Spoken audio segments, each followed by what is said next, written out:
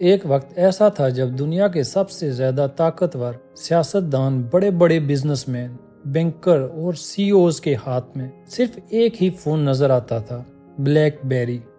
یہ وہ فون تھا جسے کامیابی، طاقت اور پروفیشنل زندگی کی علامت سمجھا جاتا تھا۔ لیکن پھر ایسا کیا ہوا کہ اربوں ڈالر کی یہ کمپنی چند ہی سالوں میں تقریباً مارکیٹ سے غائب ہو گئی؟ آخر کس کی غلطی نے موبائل انڈسٹری کے بادشاہ کو گھٹنوں پر لا کھڑا کیا؟ آج کی اس ڈاکومنٹری میں ہم بلیک بیری کی پوری کہانی جانیں گے، اس کے عروج سے لے کر زوال تک۔ سن 1984 میں کینیڈا کے شہر وٹرلو میں دو انجینئرز مائک لازاریڈس اور ڈگلس فریگن نے ایک کمپنی قائم کی جس کا نام تھا ریسرچ ان موشن۔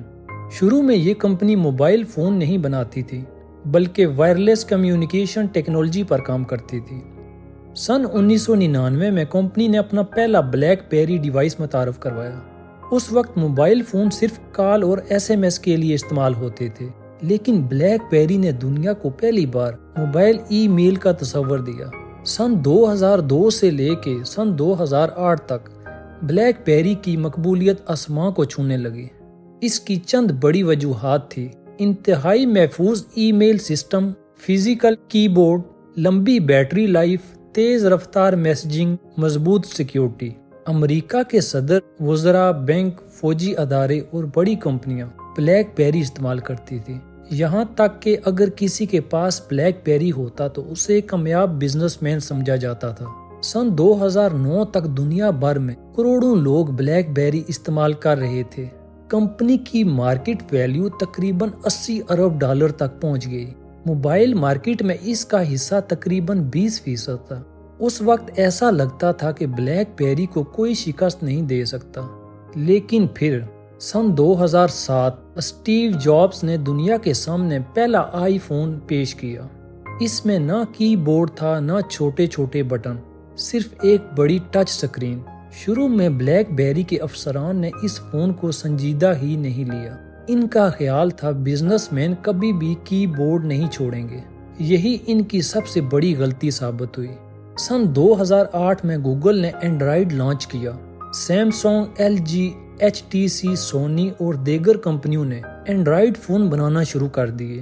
ہر سال نئے فیچرز، بڑی سکرین، بہتر کیمرہ اور ہزاروں ایپس آنے لگی، جبکہ بلیک بیری اب بھی اپنے پرانے انداز میں قائم رہی۔ سب سے بڑی غلطی، پہلی غلطی ٹچ سکرین کو اہمیت نہ دینا، دوسری غلطی اپنا آپریٹنگ سسٹم جدید نہ بنانا، تیسری غلطی ایپ سٹور کو مضبوط نہ بنانا۔ لوگ فیس بک، واٹس ایپ، انسٹاگرام اور یوٹیوب چاہتے تھے، بلیک بیری کے پاس یہ سب یا تو موجود نہیں تھا یا بہت کمزور تھا۔ چوتھی غلطی، گاہکوں کی بدلتی ہوئی ضرورت کو نہ سمجھنا۔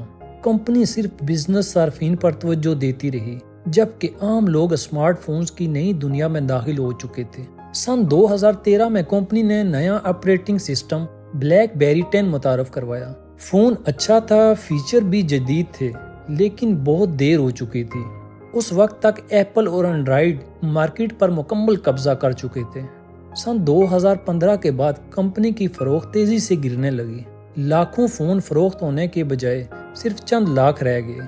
کمپنی کو مسلسل اربوں ڈالر کا نقصان ہونے لگا۔ آخر کار سن 2016 میں بلیک بیری نے اپنے موبائل فون خود بنانا تقریباً بند کر دیے اور ہارڈ ویئر بزنس سے نکل گئی۔ بہت سے لوگ سمجھتے ہیں کہ بلیک بیری مکمل طور پر ختم ہو چکی ہے، لیکن حقیقت کچھ مختلف ہے۔ آج بلیک بیری موبائل فون بنانے کے بجائے cyber security, enterprise soft where اور گاڑیوں کے سافٹ ویئر پر کام کرتی ہے۔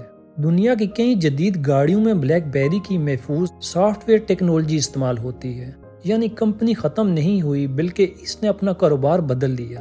بلیک بیری کی کہانی ہمیں ایک بہت بڑا سبق دیتی ہے۔ اگر آپ آج نمبر 1 ہیں تو اس کا مطلب یہ نہیں کہ آپ ہمیشہ نمبر 1 رہیں گے۔ ٹیکنالوجی کی دنیا میں وہی کمپنی زندہ رہتی ہے جو وقت کے ساتھ خود کو بدلتی ہے۔ غرور، سست روی اور نئی تبدیلیوں کو نظر انداز کرنا کسی بھی بڑی کمپنی کو زوال تک پہنچا سکتا ہے۔ آج شاید بلیک بیری ہمارے ہاتھوں میں نظر نہ آئے، لیکن اس کی کہانی کاروبار کی دنیا میں ہمیشہ یاد رکھی جائے گی۔ ایک ایسی کمپنی جس نے اسمارٹ فون انقلاب کی بنیاد رکھنے میں اہم کردار ادا کیا، مگر وقت کے ساتھ خود کو بدلنے میں دیر کر دی۔ اگر آپ کو یہ ڈاکومنٹری پسند آئی ہو تو ویڈیو کو لائک کریں، اپنے دوستوں کے ساتھ شیئر کریں اور ایسے ہی معلوماتی اردو ڈاکومنٹریز کے لیے ہمارے چینل کو سبسکرائب کرنا نہ بھولیں۔